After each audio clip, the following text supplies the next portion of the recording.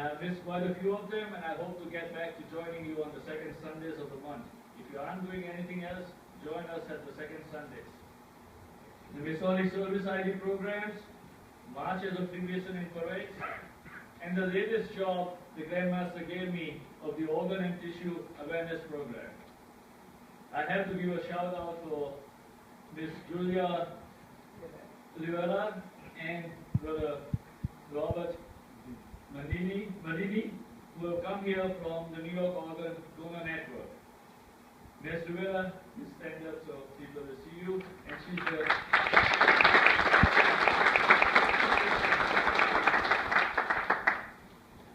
over 100,000 people in this country are waiting for an organ, while thousands who die take it with them.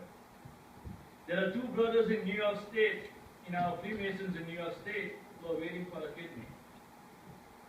The question is very simple. If you needed a pint of blood, bone marrow, or an organ transplant, would you take it? Let's have an honest answer for that. Many years ago, a young girl prayed for a heart, and luckily for her, her prayers were answered. I want to call Miss Jennifer Lentini up to the podium for just a minute or two, and she's going to give us her story.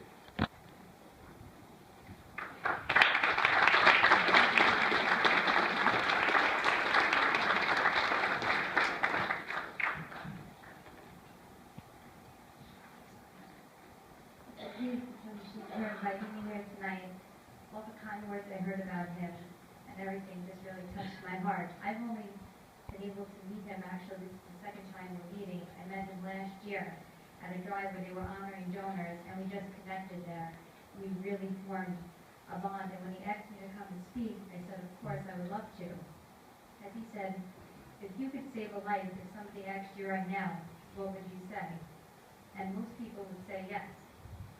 My story with organ donation started when I was 13 years old. I have a younger brother who is about 6.5 years younger than me, who had open heart surgery when he was 2 years old, but I was always the healthy one in my family. At 13, though, I started getting these really severe stomach pains. Nobody could understand why I was having them. I was a very healthy, normal 13-year-old girl. I played sports, I was a baton twirler, a dancer. I even got on the first girls lacrosse team. I'm from Long Island in Hicksville. And at one of the games, I actually collapsed. They thought it might have been that I had the flu. I was just a 13-year-old girl. Maybe I was overtired.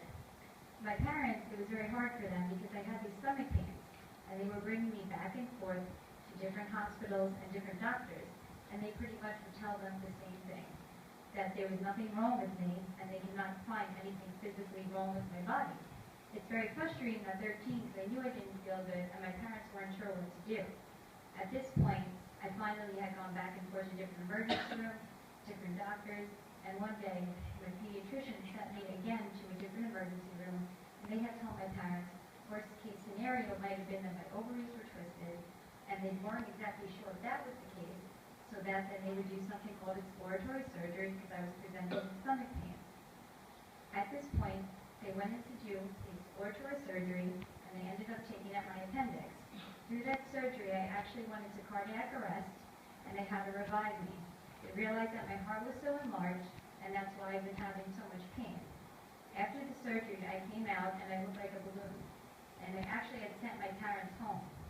About 2 hours later, they called up my parents and said, you have to come to the hospital now and say goodbye. Your daughter is dying of heart failure. They actually brought in my family, my brother, and they had somebody give me my last rites. There was one doctor there who told me that if he could stabilize me enough from the Long Island hospital, I could go to Columbia Presbyterian, and from there I was going to need a life-saving heart transplant. When I got there, I remembered I woke up and I was attached to all different IVs, and they told me, you're going to need to wait for a heart transplant. I didn't even understand what that meant. I was only 13 years old. At that point, I had been able to have my birthday March 4th, and I ended up in the hospital April 2nd. I waited there for 3 months and a day. I couldn't walk. I couldn't even walk about 5 to 10 feet. I had to be in a wheelchair, and I was on different medications that actually kept my heart pumping. If it wasn't for a little boy named Matthew, who was 14 years old, I would have not been given a chance as a gift of life. I just turned 31 March 4th, and I wouldn't have had a chance to graduate high school or go to college. And right now, actually, I had just found out I'll have my organ 18 years, July 6th, but unfortunately, it's not always a cure, and I'm actually going to be put back on the list for a heart and a kidney. So organ donation just touches my heart, and it's something, if you could give someone a gift, it's really the greatest gift. It's a gift of life. So not only am I a recipient, but I'm looking for it again, and we'll be downstairs with forms. It's really just something to think about. Think about it from your heart. It's really just the gift of life. And I'd like to share with you. I never got to meet my donor family, but I received my heart from a young boy named Matthew, and I have a picture of him, and I can show you downstairs. But I received a letter from his mother, and the letter states, "Dear recipient, I am writing to you in regards to my son Matthew, 14 years old. He died July 5th, 1996. We donated Matthew's organs to save others, knowing he would have wanted to if he could have said so himself. Matthew was such a kind and loving boy. He loved animals, people, and everyone, even if he really didn't know them. Matthew was an honor student, a member of the track and field team. He also loved nature, fishing, four-wheeling, animals, and he believed in reward. Matthew was never any trouble to anyone ever, just a very good boy. Organ donation truly is a gift, and the gift that you see is giving your daughter, your mother, your brother, your father, and right now, as I said, it's a gift that I'm going to need a third chance even at life. So please just think about it, and all the work that he's done for organ and tissue donation speaks words to me and just touches my heart. And I've also received transfusions, so I've gotten blood, organs, and it's really just a privilege to be here, and I was honored that I got